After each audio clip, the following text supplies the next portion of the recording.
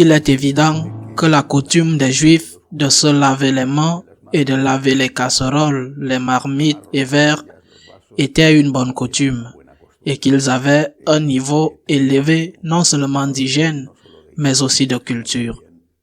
Tous les enfants, malheureusement pas les filles, mais tous les enfants juifs savaient lire et écrire. Ils apprenaient à lire et à écrire, peut-être c'était quelque chose d'unique, d'exceptionnel dans le groupe de peuples qui les entourait. Le niveau culturel des Juifs d'alors, et peut-être aussi d'aujourd'hui, était supérieur à celui des autres.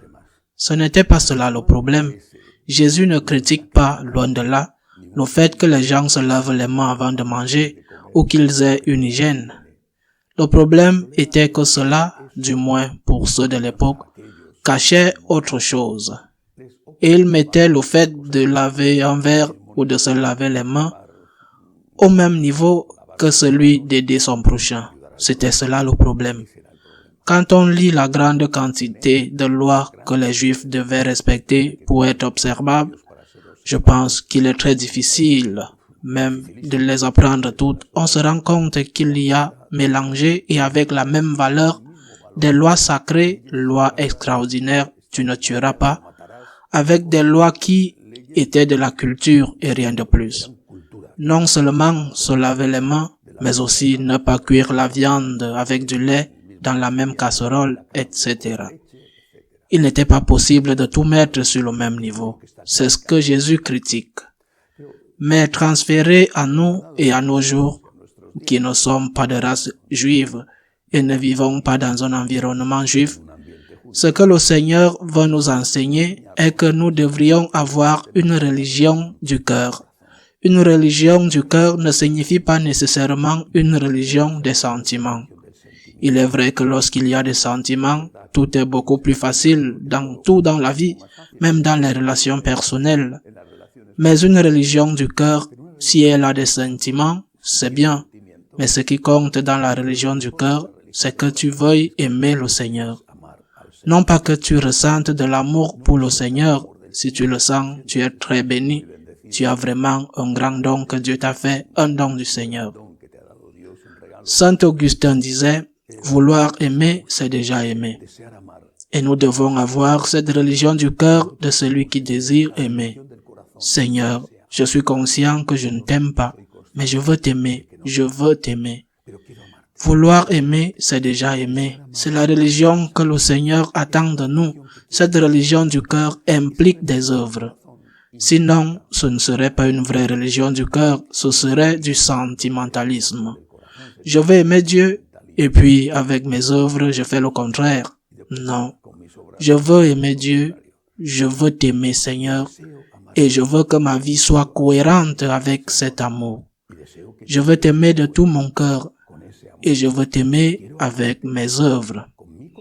Saint Augustin a un beau poème qui commence par « Donne-moi l'amour, ma vie ».